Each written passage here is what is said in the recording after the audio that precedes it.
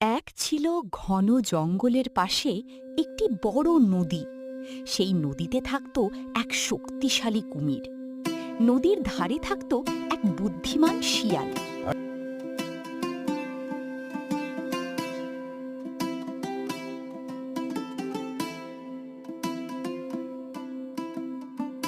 আজ খুব ক্ষুধা লেগেছে।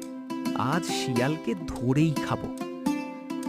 কুমির ভাই, আমি তোমার জন্য আরো ভালো খাবারের খবর এনেছি।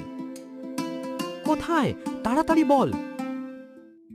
নদীর ওপারে অনেক মোটা হাঁস আর মুরগি আছে। আগে আমাকে নদী পার করে দাও। ঠিক আছে, আমার পিঠে ওঠো।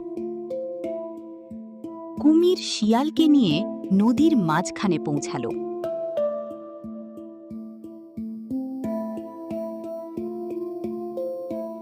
এবার সত্যি বলি, আমি তোমাকেই খেতে চাই। আরে, আমার বুদ্ধিটা তো নদীর এপারে রেখে এসেছি। আগে আমাকে ওপারে নামাও। কুমির শিয়ালকে তীরে নামিয়ে দিল। বুদ্ধি কি কখনো বাড়িতে রেখে আসা যায়? লোভের জন্যই তুমি ঠকে গেলে। আজ আমি বড় শিক্ষা পেলাম। এরপর কুমির আর কখনো লোভ করে কাউকে ফাঁদে ফেলতে গেল না।